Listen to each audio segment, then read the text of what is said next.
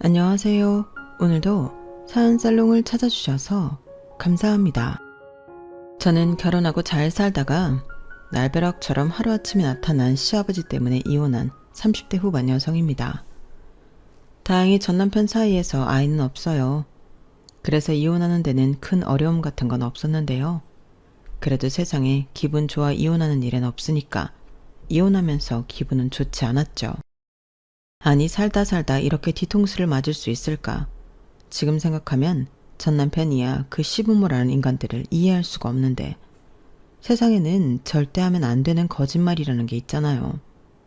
특히 저는 사람 가지고 치는 거짓말을 최악이라고 생각하는 사람인데 그 사람들은 저에게 엄청난 거짓말을 했어요. 무슨 거짓말을 했길래 그러냐고 생각하실 텐데 아마 들으면 깜짝 놀라실 겁니다. 연애할 때도 그렇고 결혼 후에도 그 사람들은 저한테는 시아버지는 이 세상 사람이 아니라고 했거든요. 그러니까 산 사람을 저한테 죽었다고 거짓말을 한 건데 갑자기 시아버지라는 사람이 나타났을 때 받았던 충격이란 귀신이 살아 돌아온 그 충격과 똑같았어요. 그렇잖아요. 죽었다고 했는데 시어머니가 재혼을 한 것도 아니고 갑자기 시아버지라니. 저는 온몸에 소름이 끼칠 정도였죠. 그리고 그 이후에 제 결혼 생활은 매일매일이 짜증나고 스트레스 투성이었는데요. 그래서 더 저를 속인 남편과 시어머니가 미웠어요. 당연하죠. 자기들도 아버지이자 남편을 저한테 오픈하면 제가 결혼하지 않겠다고 할까봐 저를 속인 걸 텐데 그게 뭐 영원히 속일 수 있는 건가요? 언제고 밝혀질 거짓말이잖아요. 그런데 이 사람들이 하는 꼴을 보면 결혼만 하면 그때 가서 밝혀져도 된다고 생각했던 것 같았는데 그래서 더 속아서 결혼했다는 생각이 강하게 들었어요. 저는 그것도 모르고 홀 시어머니만 감당하면 되는 줄 알았는데 하루아침에 날벼락을 맞았죠. 그전에는 저 나름대로 좋은 아내 딸 같은 며느리가 되고자 노력도 많이 했는데 이렇게 세게 뒤통수를 맞으니 내가 지금 뭐하고 있는 건가 현타가 심하게 오더군요. 아니 어떻게 살아있는 사람을 죽었다고 할 수가 있냐고요. 물론 그들의 말로는 차라리 없는 편이 나은 인간이라 그렇게 말했다고 하는데 그래도 산 사람을 죽었다고 하는 건 말도 안 되는 일이었어요. 게다가 거짓말은 그게 끝이 아니었는데 그럼 그동안 시아버지는 어디에 있었냐고 물으니 그게 정말로 그때는 이혼할 마음으로 별거 중이었다. 내가 설마 헤어질 생각도 없으면서 너한테 그런 무서운 거짓말을 했겠니? 나는 정말 그 인간이랑 이혼하려고 했어. 라며 시어머니가 안절부절하셨는데 남편의 말에 의하면 시아버님이 지방으로 내려가 계셨다고 하더군요. 원래 하시던 일도 건설 현장 다니며 노동일을 하셨는데 마침 지방에 일도 있고 겸사겸사 내려가셨대요. 그리고 자기도 엄마한테 이혼할 거니 그냥 아버지 돌아가셨다고 생각하라는 소리를 들었다며 저에게 거짓말을 하게 된 경위를 설명했어요. 솔직히 아버님을 보니 공감을 아주 못할 건 아니었어요. 저 역시도 시아버님이 나타나고 말도 안 되는 억지를 부릴 때마다 당황스럽고 화도 났는데 그런 시아버지랑 오래 함께 산 시어머니라면 그러실 수도 있겠다는 생각이 들었어요. 하지만 결과적으로 이혼은 하지 않으셨고 시아버님은 다시 시댁에 들어가셨는데 그 뒤로 계속해선 사건 사고가 끊이질 않았죠. 아니 어떻게 자식 새끼 장가를 가는데 나한테 말은 안 할 수가 있냐고. 나는 며느리 구경도 못했는데 이게 말이나 되는 소리야? 가장을 뭘로 보고 말이야. 네가 그러니까 며느리 제도 나를 무시하는 거야. 내가 하늘 같은 시아버지인데 제가 나한테 하는 것 좀 봐. 저런 말들을 추측해보면 시아버지는 자기가 이혼 전 별거를 했다는 자각조차 없는 것 같았어요. 그러니 솔직히 뭐가 맞는 소리인 건지 모르겠었는데 툭 까놓고 말씀드리면 저 말도 거짓말이었더라고요. 그러니 저를 속인 게 한두 번이 아니었는데 결혼하고 2년 동안 저는 정말로 시아버지가 안 계시는 줄 알고 홀 시어머니와 나름 잘 지냈어요. 여느 평범한 맞벌이 부부라 주중에는 열심히 일하고 저녁 시간에는 남편과 오붓한 데이트를 했다면 주말엔 홀로 계신 시어머니가 생각나 외식을 하던 근교에 나가 나들이를 하던 하며 시간을 보냈는데 그때까진 아무런 문제도 없었죠. 시어머니가 저를 엄청 예뻐하셨거든요. 그리고 저를 좋아해 주시는 시어머니를 보며 더는 더욱 잘해드리고 싶었는데요. 그래서 남편이 저한테 고마운 마음이 컸어요. 게다가 결혼 자체가 저희 친정에서 많은 걸 해주신 터라 남편은 늘 처갓집에 잘하라는 사위였는데 제가 외동딸이었거든요. 그에 반면 남편은 먼저 시집간 누나가 있었는데 저는 신우를 상견례 때도 보지 못했고 결혼식에서 딱 한 번 봤어요. 사는 곳도 멀었고 집에는 그닥 정이 없어 보였는데 그래서인지 남편이든 시어머니든 신우 얘기는 잘 하지 않더라고요. 그리고 결혼하고 2년이 넘어갈 때 시아버님이 나타나셨는데 볼 때마다 놀랄 노자였어요. 딱히 이렇다 할 능력도 없으면서 집안 분위기만 험악하게 만드시는 가부장적인 마인드를 갖고 계셨거든요. 노동일을 주로 하신다는 시아버님은 집에 돌아오신 후 전혀 경제활동을 하지 않으셨어요. 오히려 경제활동은 시어머님이 하셨는데 식당에 가서 서빙도 하시고 집에서 다양한 종류의 부업도 하시고 그렇게 벌어서 생활을 하셨죠. 그러니 남편이 결혼 전부터 매월 50만 원씩 생활비 보조를 했다고 했는데요. 결혼하고 저도 있으니 매달 80만 원씩 생활비를 조달해 드렸어요. 그런데 시아버님까지 나타났으니 술값이다 담배값이다 들어가는 돈이 많으시다고 하셨는데요. 속은 것도 기가 찬데 그런 시아버지 때문에 생활비까지 더 드려야 하다니 내키지 않더군요. 그래서 남편한테 나는 그런 돈 못 드린다고 당신 월급으로 충당해 드리라고 했어요. 뭐? 나더러 돈을 더 드리라고? 아무리 생각해도 이건 아닌 것 같아.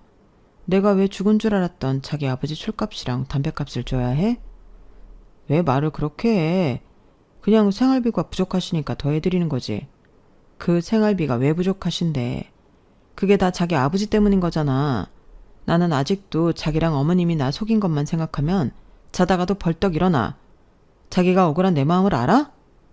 그건 미안해. 내가 몇 번이고 미안하다고 했잖아. 근데 말했듯이 나는 정말로 엄마가 이혼할 생각이신 줄 알았어. 그리고 속으로 죽어서 없는 사람이라고 생각하면서 살았다니까? 그래도 그게 같아? 그럼 나한테 처음부터 말을 했어야지. 그건 사실대로 말하면 자기가 나 버릴 것 같았단 말이야. 엄마도 그럴 것 같다고. 그냥 없는 사람이니까 그렇게 살자고 해서. 몰라. 암튼 결과적으로 돌아가시지도 않았고 이혼도 안 하셨잖아. 나는 없는 줄 알았던 시아버지 때문에 피해만 보는 거고. 말이 나와서 하는 말이지만 자기 아버지 왜 그래? 저는 첫 단추가 잘못 끼워져서인지 시아버지와 계속 사이가 좋지 않았어요. 사실 그런 데는 나름의 이유가 있었는데 제가 파혼을 한번 했었거든요. 이혼한 것도 아니고 파혼인데 저는 숨기고 싶지 않아 남편과 연애를 시작할 무렵부터 그 사실을 얘기했어요.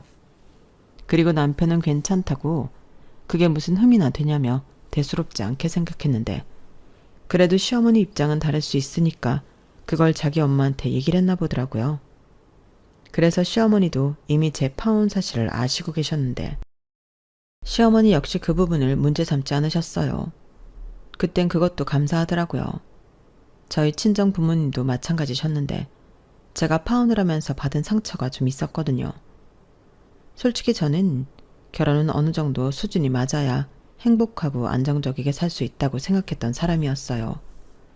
그래서 20대 후반 당시 만났던 남자와 조건을 맞춰 결혼을 진행했는데 제가 생각하기엔 저나 그 남자나 모든 것이 비슷했어요. 그런데 그건 제 생각일 뿐 그 남자는 아닌가 보더라고요. 대학도 비슷한 수준의 대학이었고 하는 일도 집안 형편도 엇비슷했는데 그 남자는 자기나 자기 집안이 저와 저희 집안보다 더 낫다고 생각하는 듯 했어요. 그러니 결혼 준비하면서 계속 감정적으로 부딪혔는데 확실히 연애와 결혼은 다른 게 맞더라고요. 이제 가족이 될 사람이라고 생각하니 사소한 것도 그냥 넘어갈 수가 없었는데 그러면서 그 남자는 자꾸 저에게 상처만 줬어요. 연애할 때는 몰랐는데 인간이 정말 남을 배려할 줄 모르지만 지만 아는 이기적인 놈이더라고요. 그때 알았어요. 내가 다른 조건들은 다 맞춰봤지만 저 사람의 진짜 인간성과 사람 됨됨이는 잘 보지 못했다는 걸요.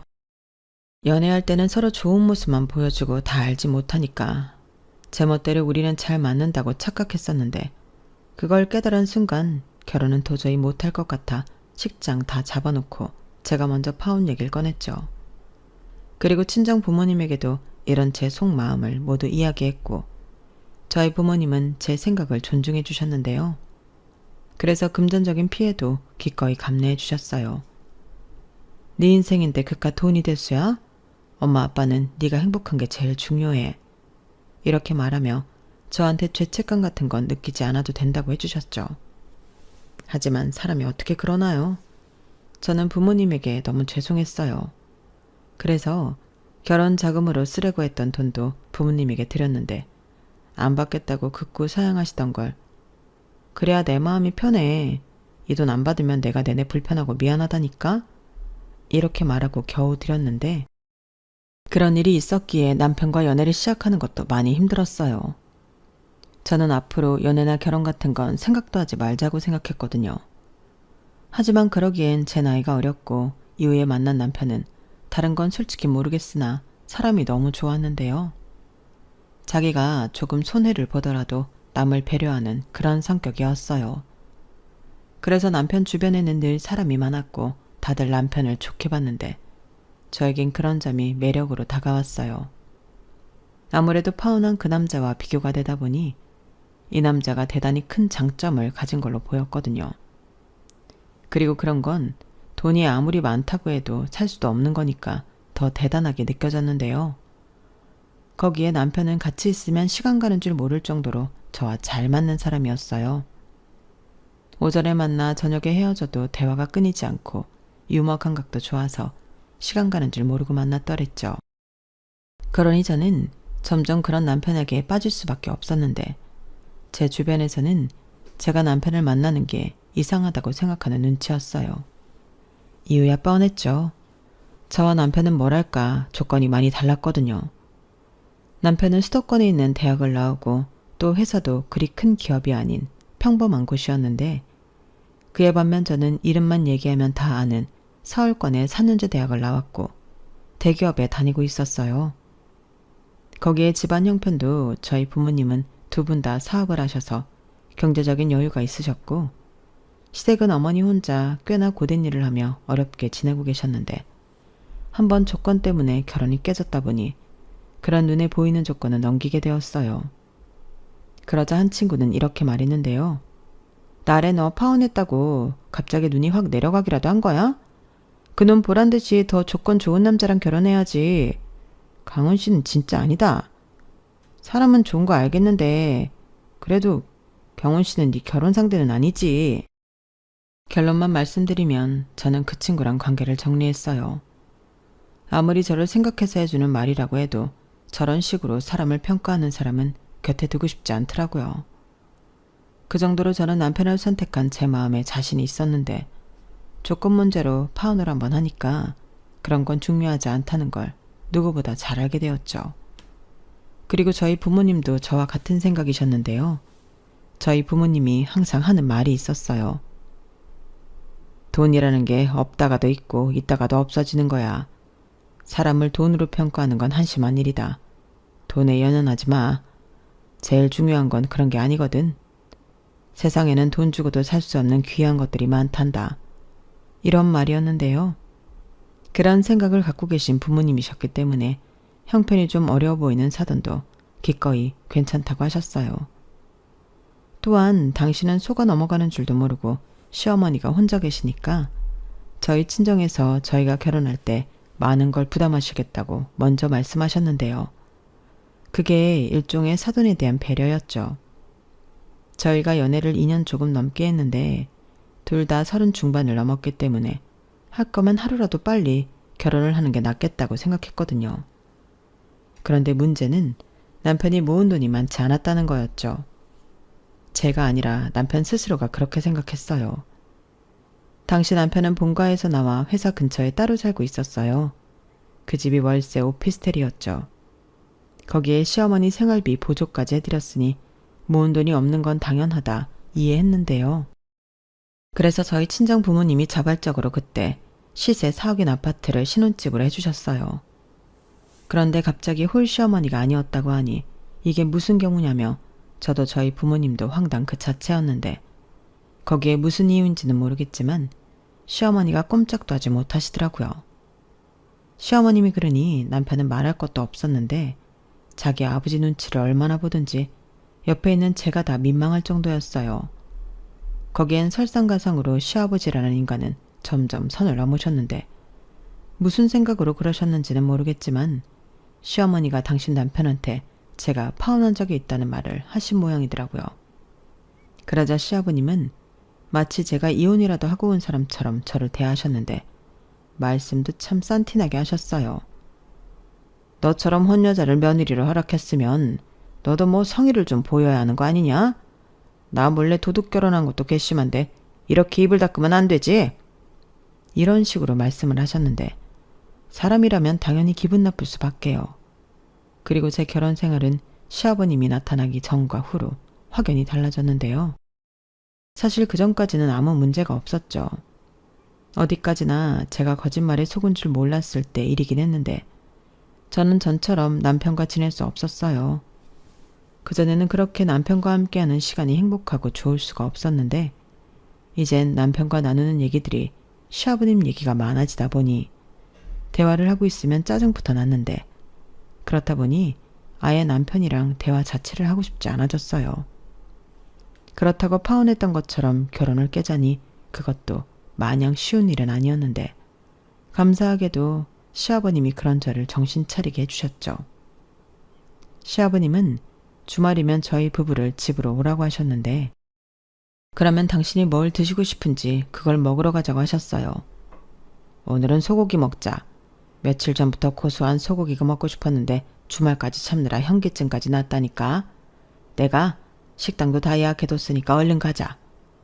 이렇게 저희가 시댁에 도착하자마자 앉지도 못하게 바로 식당으로 가게 했는데 메뉴판을 보고 깜짝 놀랐어요.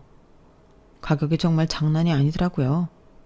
결국 4사람 식사를 마치고 나오니 50만 원 가까이 금액이 나왔는데 당연히 시아버님은 당신이 내실 마음이 1도 없으셨죠. 그렇다고 잘 먹었다고 고맙다고 하는 법도 없었는데 이번에는 회를 좀 먹어볼까? 요즘은 뭐가 제철인가? 이왕이면 룸이 있는 그런 횟집이 낫겠지. 나는 코스가 좋다. 라며 아주 뱃속에 전생에 재벌 거지가 들어앉았는지 늘 그렇게 먹는 거에 목숨을 거시더라고요. 그러니 자연스럽게 시댁에 가고 싶지 않았는데요. 남편도 제 눈치를 엄청 보고 자기 딴에는 중간에서 자기가 해결하려고 노력을 많이 하더군요. 아무래도 자기가 지은 죄가 크다 보니 제가 뭐라고 하기 전에 알아서 조심하려 몸을 사리는 듯 했는데요. 늘어난 시댁 생활비도 결국엔 남편이 20만 원 더해서 100만 원을 맞춰드렸거든요. 그러니 시어머니는 고맙고 미안하다며 저한테 눈물바람을 하셨는데 그러면서 나는 정말이지 지금이라도 저 인간이랑 갈라서고 싶다. 근데 저러고 집에 들어앉아서 꼼짝을 하지 않으니 내가 이혼하자는 소리를 할 수가 있니? 지금도 욱하는 성질에 자기 마음에 안 들면 상부터 엎어버린 인간인데 내가 말을 못해서 그렇지 어떤 날은 둘이 있기 무서울 때도 있어. 라고 당신도 고충이 많다고 하소연을 하셨죠. 그러니 저야말로 제 억울함을 따지고 싶어도 말을 하지 못했는데 솔직히 돈도 돈이지만 시아버님의 태도가 마음에 들지 않았죠. 시아버님은 부자 사돈을 만나 당신이 땡 잡았다고 생각하셨거든요. 게다가 제가 파혼 경험이 있으니 자기가 그걸 누려도 된다고 생각하시는 것처럼 보였는데 한 번은 사고를 쳐도 대형 사고를 치셨어요. 그건 바로 당신 분수에도 맞지 않는 외제차, 그것도 벤츠를 뽑았다고 하더라고요. 그러고는 그때도 여지없이 저희 부부를 호출하셨는데요. 저는 가기 싫다고 했어요. 그런 사고를 친 줄도 모르고 이번에는 또 뭐가 드시고 싶으신 건데? 내가 진짜 먹는 거 가지고 이러고 싶지 않은데 정말 너무하잖아. 어쩌다 한 번이면 내가 말을 하네. 우리한테 돈 맡겨놨어? 라며 이번에도 외식으로 저희 집 생활비 축내시라고 하는 줄 알았는데 남편이 좋게 거절하려 전화를 드리니 오늘은 외식하자고 하는 거 아니니까 그냥 와라. 내가 논의할 게 있어서 그래. 너 혼자 오지 말고 네 차 꼭 데려와. 라고 시어머님이 저를 꼭 데려오라 하셨다는데요. 저는 그때도 솔직히 내키진 않았어요. 그런데 시어머니가 전화를 하셔서 우리 며느리 좋아하는 우렁된장찌개랑 갈비찜 해놓을 테니까 꼭 와라. 이렇게 말씀하시며 저에게 꼭 당신 집에 오라고 하셨는데 시어머니 전화까지 받았는데 안 가기도 그렇고 결국 내키지 않은 걸음을 시댁으로 옮겼어요. 그러자 대형 폭탄이 제 앞에 떨어졌고 저는 빵 하고 폭발하고 말았는데요. 내가 남들 다 있는 차를 한 대 뽑았다. 계약금은 내가 걸었고 6개월 뒤라고 했나? 그때 차가 나오는데 차 할부금은 니들이 내. 네? 그게 무슨 말씀이세요? 차 할부금을 왜 저희가 내요? 왜긴 시아버지 타는 차인데 자식들이 내는 게 뭐가 이상하냐? 아버지 갑자기 무슨 차예요? 그 차 타고 어디 가시려고? 어디든. 너 내가 갈 데 없을까 봐 그러냐? 차가 있어야 어디 나가서 일을 하지. 내가 요즘 일을 못하는 게 차가 없어서 그래. 그리고 내 나이에 차 없는 사람이 누가 있냐? 나도 창피해서 밖에도 못 나가고 그러니까 계속 이렇게 집에만 있고 그래서 고민 끝에 차를 사기로 했다. 네 엄마도 찬성했어. 어머니 정말이세요? 그게 일을 하려면 차가 필요하다고 하니까. 근데 할부금은 생각을 못했지 뭐냐. 부담 줘서 미안하다. 네 시아버지 일하면 내가 생활비라도 좀 적게 받을게. 이 사람이 지금 무슨 말을 하는 거야. 내가 일만 해봐. 그깟 생활비 받을 일 없지. 니들 나 차 할부금 내주면 생활비 안 줘도 된다. 내가 벌어서 네 엄마 줄 거니까. 그러니까 니들도 멀리 보면 손해보는 장사가 아니야. 시아버님은 마치 어디 약속받은 일 자리라도 있는 것처럼 큰 소리를 뻥뻥 치셨어요. 하지만 차도 무슨 경차 같은 게 아닌 벤츠라는 걸 알았을 땐 제 기분이 달라졌는데 그 차가 일을 할 때 필요한 차로는 전혀 느껴지지 않았거든요. 그래서 제가 시아버님에게 무슨 일을 하시길래 벤츠가 필요하냐, 전혀 앞뒤가 맞지 않는 거 아니냐고 따졌는데요. 시아버님은 제가 하는 말이 기분이 나빴는지 어디서 배워먹은 버르장머리냐며 자기가 다 생각이 있어서 그렇게 한 거라며 저는 자기가 시키는 대로 따르기만 하라고 역정을 내셨어요. 아니, 할부금도 책임지지 못하시면서 무작정 자기 말만 들으라니 어이가 없었죠. 저는 그렇게 못해요. 저희도 못 찾는 탈을 그 비싼 할부금을 다달이 내라고요? 말도 안 돼요. 말이 왜 안 돼? 너 시집 올 때 나한테 해준 거 없잖아. 이 사람한테 들어보니 너 우리 집에 날로 왔던데? 뭐라고요? 어머니, 정말 그렇게 말씀하셨어요? 아니 나는 당신은 내가 입조심하라고 했는데 말을 그렇게 하면 어떡해요? 내가 나한테 해준 건 딱히 없다고 했지. 얘네 부모가 집 해줬다고 했잖아요. 그 집은 우리가 사는 집이 아니잖아. 그리고 그 부모가 우리 좋으라고 그 집을 해줬나? 자기 딸 좋으라고 해줬지. 명의도 얘 앞이라며. 그럼 우리 아들은 아무것도 아니란 소리잖아. 그러니 벤츠 정도는 받아야 계산이 맞지. 아버님, 그렇게 따지면 저야말로 시집 올 때 받은 게 없어요. 저희 부모님한테는 집이라도 받았다 치지만 시댁에서는 뭘 해주셨는데요? 어허, 너 왜 여자가 시집을 온다고 하지 않고 시집을 간다고 하는지 아냐? 네가 우리 집에 온 거야. 그리고 내 아들이 장가를 갔지.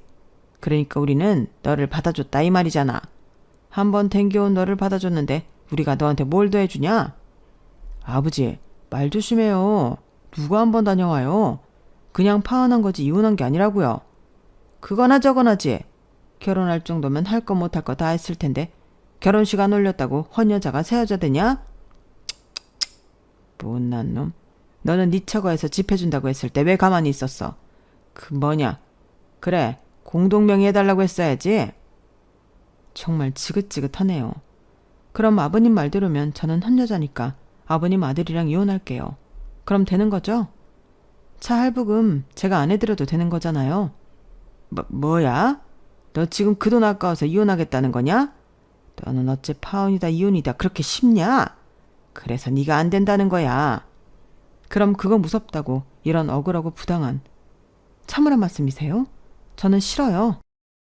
아가, 아무리 그래도 네가 참아야지. 이렇게 어른한테 대놓고 싫다고 하면 어쩌니? 당신도 그만해요. 그러게 내가 안 될 것 같다고 했잖아요. 시끄러워.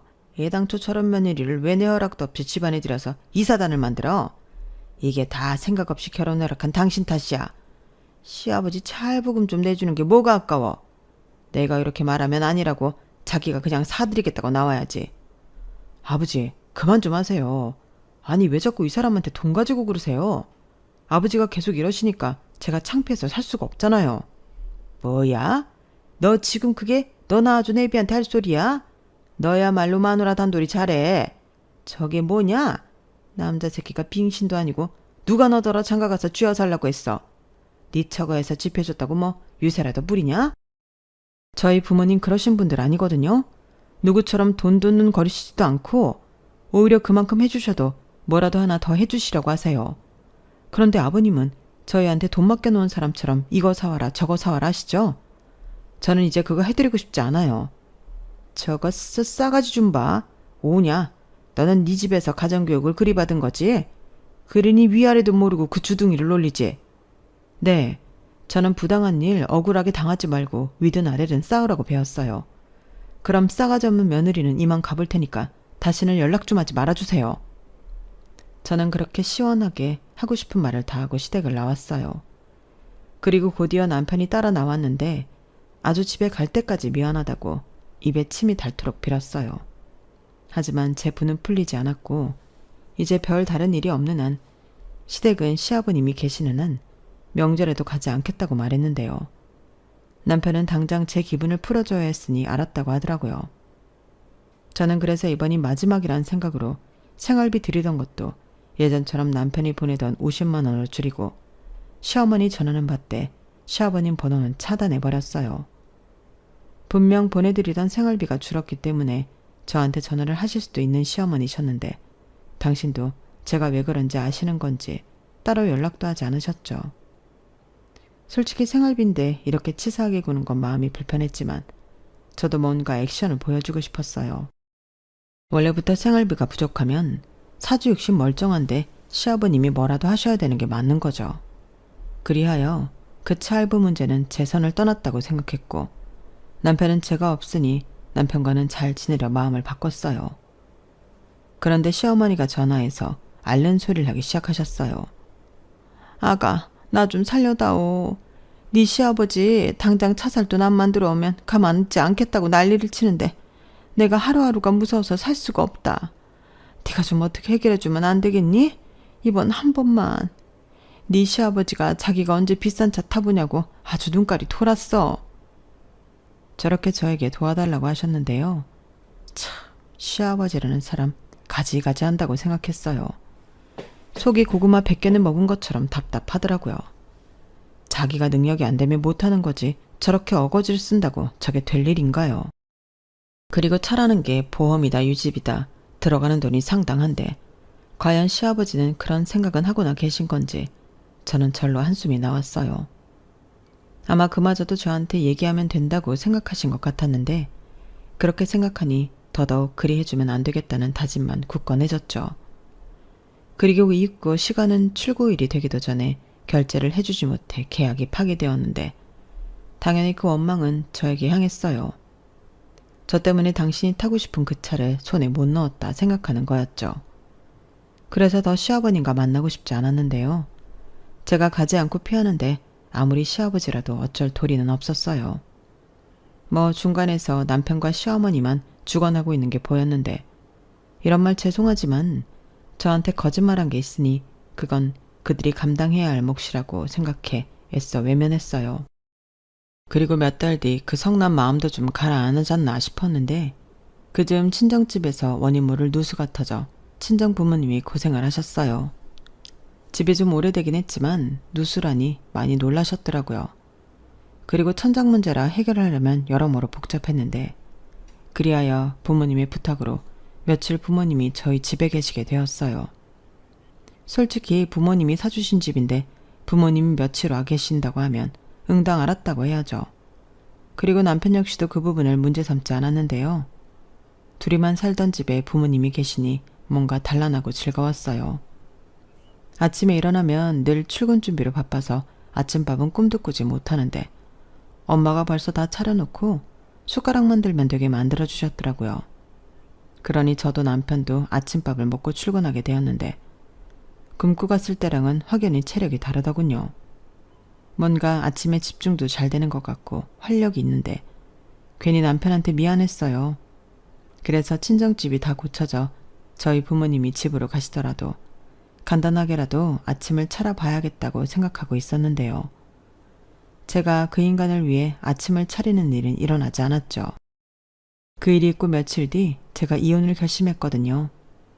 그 이유는 역시나 시아버님 때문이었는데 갑자기 시아버님이 저희 집에 오셨더라고요. 아마도 저는 연락을 받지 않고 제가 시댁에 가지 않으니 부하가 치밀어 오르신 듯 했는데 오셨다가 저희 부모님을 보고 깜짝 놀라셨어요. 뭐 놀란 건 저희 친정 부모님도 마찬가지셨는데 아무래도 저희 부모님이 있으니 저한테 함부로 하실 수가 없으셨겠죠. 그래서 굉장히 어색하게 들어오셨는데 저희 엄마가 먼저 안녕하세요. 오랜만이네요. 그간 잘 지내셨죠? 근데 여긴 무슨 일로 오셨어요? 저희는 아무 말도 못 들어서요. 라고 하니 시아버님은 헛기침을 하더니 어색한 얼굴로 이렇게 말씀하셨는데요. 그냥 근처에 볼 일이 있어서 왔다가 애들 생각에 들렀습니다. 계신 줄 알았으면 과일이라도 한 소쿠리 사오는 건데 계신지 몰랐네요. 근데 애들 집엔 무슨 일로? 아, 저희 집에 문제가 좀 있어서 공사를 하고 있어요. 하루 이틀 일이 아니라서 호텔에 가 있기도 그렇고 저희 애가 와 있어도 된다고 하길래 그렇군요. 그런 일이 있으면 당연히 그러셔야죠. 이런 좋은 집을 해주셨는데 무슨 호텔입니까?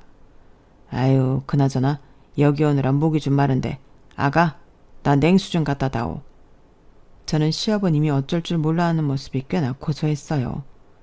그래서 일부러 더 생글생글 웃으며 네 하고 정수기에서 물을 받아 드렸는데 시아버님이 냉수 한 잔을 벌컥벌컥 들이키고는 금방 일어나 가시겠다며 발걸음을 재촉하셨어요. 그러면서 나을 곳 없다고 하셨는데 어찌나 걸음이 빠르시던지 제가 현관으로 가기도 전에 문 닫히는 소리가 먼저 들리더군요. 그리고 시아버님이 떠나시고 얼마 지나지 않아 친정아버지가 공사가 얼마나 진행이 되었는지 집에 좀 다녀와야겠다고 차키를 찾으셨는데요. 그 차키가 아무리 찾아도 보이지 않는 거예요. 저희 엄마는 어디에 흘리고 또 그래? 지난번처럼 몸한 데 흘리고 여기서 찾는 거 아니야? 잘 좀 찾아봐. 잠바주머니 찾아봤어? 이렇게 채근하시며 친정아빠를 타박하셨는데 순간 저는 쎄한 기분이 들었어요. 그래서 저희 아빠더러 차 어디에 세워뒀냐고 물었고 지하 주차장에 세워뒀다고 하길래 거기에 가보자고 했는데요. 역시나 친정아빠의 차는 주차장에 없었어요. 이런 생각을 하는 게 좀 말이 안 된다고 생각하는데 제 감이 딱 시아버님이 가져가신 것 같더라고요. 그래서 더 찾아볼 것도 없고 일단 도난 신고를 하자고 했는데 저희 엄마는 분명 네 아빠가 엄한 데 세워놓고 기억 못하는 거라며 그럴 필요가 없다고 말리셨어요. 하지만 아빠는 아니라고 펄쩍 뛰었고 그래서 일단은 신고를 하자고 경찰서에서 연락을 했는데요. 아니나 다를까 다음날 경찰서에서 연락이 왔어요. 저희 아빠 차를 찾았다고 하더라고요. 그래서 누구냐고 물어보기 전 남편에게 친정아빠 차를 도난당했는데 범인을 잡았다고 같이 좀 가달라고 했는데 그렇게 온 가족이 경찰서로 가보니 불길한 예감은 틀리지 않는다는 말처럼 시아버님이 경찰서에 계시더군요. 얼굴을 보니 아주 초조해 어쩔 줄을 몰라 하셨는데 남편이 놀라서 뛰어갔어요. 아버지, 무슨 일이에요? 왜 경찰서에 또 오셨는데요? 도대체 이번에는 무슨 사고를 치셨어요? 이렇게 말하는데 뭔가 남편의 말이 이상하더라고요. 저는 시아버님이 저희 아빠 차를 훔쳐가서 거기 있다는 걸 알고 있어 당황하지 않았지만 남편의 말은 좀 당황스러웠어요. 분명 남편이 또 이번에는 단어를 썼는데 그럼 다른 일로 있었다는 말이잖아요. 그리고 시아버님이 저희 아빠 차를 훔쳐가서 거기 잡혀와 있다는 소리를 듣게 된 남편은 저도 처음 보는 분노에 찬 얼굴이었는데요. 저는 이게 다 무슨 일인가 의아했어요. 그런데 시아버님은 신고자가 저라는 걸 아셨는지 저를 죽일 듯 놀아보셨고 저희 부모님이 다 계신데도 악에 받쳐서 이게 다 너 때문이다. 네가 나 차 못 사게 하니까 내가 성질이 나서 그랬어. 네 아빠 차 보니까 똑같은 벤츠더라. 아니, 네 아빠는 되고 나는 안 되냐? 못된 년? 라고 하셨는데 저희 부모님은 당연히 난리가 났죠. 어디서 남의 물건에 손댄 주제에 우리 딸한테 쌍욕을 하냐고 콩밥 먹고 싶냐 흥분하셨는데 경찰분도 그러셨어요. 이건 가족 문제를 떠나 범죄라며 동일 전과도 있지 않냐고 했는데 이건 또 무슨 말인가. 저랑 저희 부모님은 얼떨떨했어요. 그래서 그게 무슨 말이냐고 전과가 있냐고 제가 다시 물었는데 남편은 저를 말렸지만 경찰분이 저에게 먼저 저분 절도 관련된 전과만 10개가 넘어요. 이번에는 실형도 살다 오셨네. 그런데 또 이런 강큰 짓을 하셨어요? 아니 어쩌시려고 이러세요. 다른 사람도 아니고 차돈 차를 라고 하셔서 저는 제가 또 당했다는 걸 알게 되었어요. 아니 저랑 저희 부모님을 어떻게 생각하면 한 번도 아니고 2번이나 속일 수 있을까요? 그러니 정리를 해보자면 제가 남편과 결혼할 즈음 시아버님이 실형을 살고 계셨다는 건데 그걸 가지고 처음에는 죽었다고 했다. 출소되어 집에 돌아오니 지방에 가서 일을 하다 왔다고 또 거짓말을 한 거였죠. 아니 가족 중에 전과자가 있으면 미리 말을 해야 하는 거 아닌가요? 저는 남편한테 어떻게 이럴 수가 있냐고 따졌어요. 그러자 남편은 엄마가 이혼하겠다고 했어. 그건 사실이야. 근데 저 인간이 막무가내로 집에 돌아왔고 엄마는 무서워서 이혼도 못한다고 하는데 이제 와서 우리 아버지 전과자라서 실형 살다 왔다고 할 순 없잖아. 그래서 그냥 쉬쉬했지. 엄마가 그러자고 하기도 했고 라며 그것도 변명이라고 씨부렸는데 저는 그 소리 듣자마자 그놈의 면상을 후려 쳐버렸어요. 죽었다고 거짓말한 것도 겨우 참고 넘어갔는데 이젠 다른 거짓말까지 믿음이 완전 깨졌거든요. 그리고 겉으로는 사람 좋은 척 온갖 거짓말을 꾸며내 자기 아들한테 시킨 시어머니에 대한 원망도 컸는데 시아버님이 붙잡힌 경위도 기가 막히더군요. 훔친 차로 아주 신나게 여기저기 쏘다녔더라고요. 그리고 경찰차가 있는데도 버젓이 과속하다 걸리셔서 잡혔다고 하시는데 그 차가 도난 신고된 차다 보니 딱 걸리신 거예요. 그리고 훔친 게 아니고 사돈한테 빌린 거라고 거짓 주장을 하셨다는데 시아버님은 며느리 때문에 자기가 개망신을 당했다며 연신 저를 원망하는 소리를 하셨죠. 거기에 이 사태를 사과하느라 연신 저희 부모님에게 머리를 숙이는 당신 아들을 보고 뭐 하는 짓거리냐며 뻔뻔한 태도를 보였어요. 이놈아, 내가 너 그렇게 비굴하게 살라고 키웠냐? 너도 말이야. 내가 시간을 줬으면 알아서 네 처를 설득했어야지. 내가 뭐 그깟 차 좀 갖다 쓴 거 가지고 그렇게 대역죄를 지었어? 내가 그 차로 사람을 쳤냐? 하여간 있는 것들이 더해요. 아유, 더러운 세상. 거참 사돈끼리 이러지 맙시다. 뭐 저런 뻔뻔한 인간이 다 있나. 그래서 당신이 한 짓이 잘못이 아니라는 거야? 당신이 그러니 당신 아들도 저러는 거지. 자식 앞에서 부끄럽지도 않아? 아니 어디서 반말이야. 나는 아들 쪽 애비야. 아무리 사돈이라고 해도 내가 위라고. 무슨 사돈끼리 위아래가 있어. 여보 안 되겠다. 저 사람 합의해주지 마. 나래야. 합의해주지 마. 이번에도 실형 살게 그냥 둬. 뭐야? 너 지금 말 다 했냐? 어디 시아버지를 실형을 살게 해. 내가 이런 말까지는 내 안 하려고 했는데 너 아무리 그래도 사람이 그러는 게 아니다. 네가 언제나 나 시어머니 집에 오라고 한 적 있냐? 그런데 네 부모는 며칠씩 집에 있게 하고 내 아들 불편하게 그러는 게 아니지. 차도 그렇다. 너 나 무시하느라 안 해준 거잖아. 그러게 왜 자꾸 무시당할 짓을 하세요. 저도 할 말 진짜 많아요. 저라고 갑자기 나타난 전과자 아버님 좋은 줄 아세요? 이건 범죄라고요. 경찰분도 그렇게 말씀하시잖아요. 그럼 사람이 적어도 미안한 기색은 보이셔야죠. 왜 자꾸 제 탓을 하세요? 너 지금 누구 가르치냐? 그래 너 잘났다. 그렇게 잘나서 너는 시아버지 신고나 하냐? 다른 집 며느리들은 상상도 못하는 일이다. 다른 집 며느리들은 시아버지 용돈도 두둑히 주고 잘 봐달라고 선물도 한다는데 너는 뭐 하나 나한테 해준 게 없잖아. 제가 아버님 봉이에요? 왜 자꾸 저한테 돈돈돈거리세요? 저 아버님 때문에 도저히 저 사람이랑 못 살아요. 저도 저희 부모님 앞에서 면이 있죠.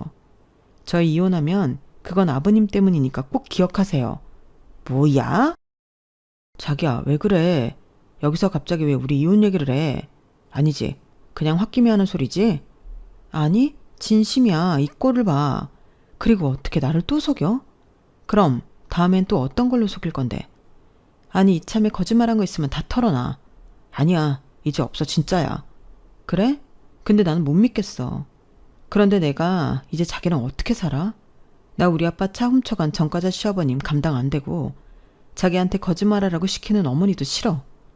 우리 여기서 끝내자. 저거 봐요. 조금만 지 맘에 안 들면 저리 남자를 잡아대니 파운드 당하고 그런 거겠지. 이봐요. 말 조심하네요. 당신이 뭘 잘했다고 이래. 김서방, 나도 더는 자네 집에 우리 딸 못 맡기네.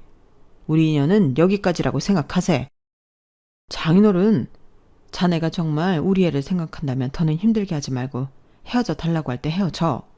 장모님, 아이고 아주 칠할 연병을 하네. 그래, 까짓 거 너 위자료 빵빵하게 챙겨서 이혼해라. 네가 뭐가 아쉽냐? 이혼은 여자한테 흠이지 남자한테는 흠이 아니야. 그쪽에서 이혼하자고 하는 거니까 위자료나 두둑히 주쇼. 위자료? 기도 안 차네. 당신 사람 잘못 봤어. 누가 위자료를 줘야 하는지 어디 끝까지 해볼까? 저기 저는 합의할 의사 없으니 법대로 처벌해 주세요. 동일 전과했으니 가중처벌 가능하죠? 꼭 그렇게 해주세요. 아니 이 양반아, 사돈끼리 왜 이래? 이게 감정적으로 이를 키울 문제야? 이봐, 거참 그냥 가면 어떡해? 야, 너 이씨, 너 나 나가면 가만 안 둔다? 시아버님은 경찰서 밖으로 나가는 저와 저희 가족을 향해 그렇게 악담을 늘어놓으셨어요. 남편만이 그 자리에서 망연자실했는데 저는 최대한 좋게 합의 이혼하려고 했으나 저희 부모님이 이대로는 억울해서 안 된다고 하시더라고요. 그리하여 처음부터 산 사람을 죽었다 거짓말한 것부터 시작해 차량 도난 사건까지 줄줄이 엮어 소송을 하게 되었는데요. 시어머니가 남편 앞으로 날아올 이혼 소장을 받아보시고 놀라서 저를 찾아오셨어요. 아가, 이게 다 뭐냐? 그래, 내가 듣긴 했어. 정말 미안하다. 그 인간이 미쳤지. 아니 차에 눈이 돌았어도 그렇지 어떻게 사돈 차를. 그래도 우리 아들은 잘못이 없잖아.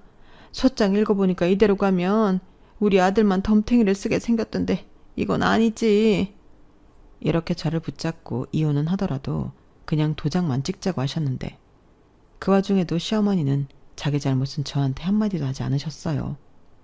도리어 이렇게까지 일을 크게 만든 게 저희 부모님이지 않나며 너무하다고 하셨는데 거기에 덧붙이길 그깟 차 그냥 준 건데 선물로 줬다고 생각하시지 뭘 그렇게 있는 양반들이 그래. 네 시아버지 이번에 실형 살면 언제 나올지 몰라 라고 하셨는데요. 황당하더군요. 솔직히 저는 시어머니가 저한테 고마워할 줄 알았거든요. 같이 있는 거 싫고 이혼하고 싶은 마음이라면 그런 남편 깜빡 넣어준 제가 고마워야 맞는 거 아닌가요?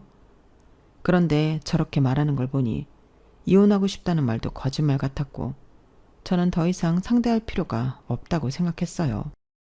그리하여 저는 법대로 할 거니 억울하시면 변호사 선임하라고 이야기하고 그날 이후 남편은 내쫓고 소송이 시작됐는데 소송은 생각보다 길지 않았어요.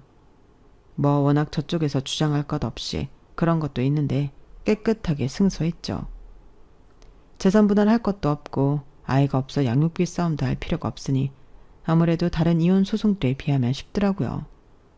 거기에 그들의 거짓말로 인한 정치적 위자료면 정식으로 청구해 1,000만 원 받게 되었는데 그건 남편이 다달이 저한테 지급하기로 했어요. 그렇게 끝난 이혼이었는데 남은 건 상처뿐이었죠. 그래서 저는 살던 집을 전세를 주고 부모님 집으로 들어왔는데 저희 아빠도 재수없다고 그 차를 팔았다고 하셨어요. 그리고 보란듯이 더 좋은 차를 뽑으셨는데 제가 어느 정도는 도와드렸죠. 저희 아빠는 아빠가 돈이 없냐? 필요 없어. 네 돈은 너 써라 라고 하셨는데 저는 이번에도 어거지로 드렸어요. 그래야 제 마음이 편하니까. 아빠도 어쩔 수 없이 받아주셨죠. 그러면서 아빠는 이혼한 거 흠될 것도 없고 오히려 저런 집구석과는 빨리 관계를 끊어버리는 게 잘한 일이라고 저를 위로해 주셨는데 저는 아빠 말에 전적으로 동의합니다. 저도 제 인생이 소중한데 저런 사람들이랑 계속 엮여봤자 좋을 일이 없겠죠. 다만 헤어질 때 눈물을 보이던 남편의 모습은 꽤나 오랫동안 기억에 남았는데 그냥 그 사람은 좀 불쌍하다는 생각이 들어요.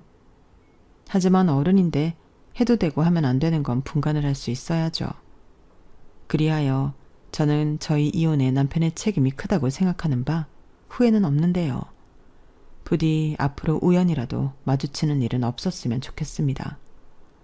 그리고 한결같이 뻔뻔한 그 전과자 시아버님은 사회의 악인 만큼 무겁게 죗값을 치르고 부끄러움을 배우고 나왔으면 하는데 솔직히 그게 될까 싶긴 해요. 나중에 들었는데 신우도 그런 아버지가 싫어서 멀리 시집을 간 거더라고요.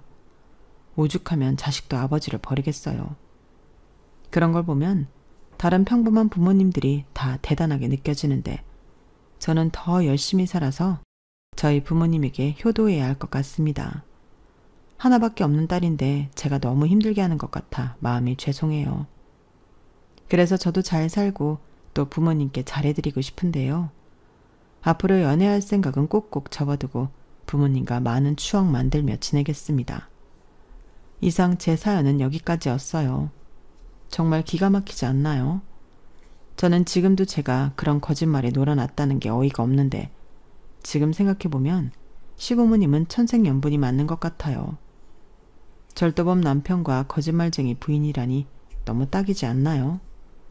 그 사이에 그래도 착한 아들이 있다는 것이 미스테리지만 그런 부모를 떨쳐버리지 못하는 그 남자도 참 답이 없네요. 그래도 그 남자는 그 부모의 나쁜 점을 담지 말고 자기 인생 똑바로 살길 바라며 사연을 마치도록 하겠습니다. 지금까지 제 사연 끝까지 들어주셔서 감사해요. 여러분들은 늘 기분 좋은 만남만 있으시길 바랍니다. 안녕히 계세요. 여러분, 사연 댓글에 응원과 현명한 조언 부탁드려요. 좋아요와 구독은 저에게 큰 힘이 됩니다. 오늘도 좋은 일 가득하세요.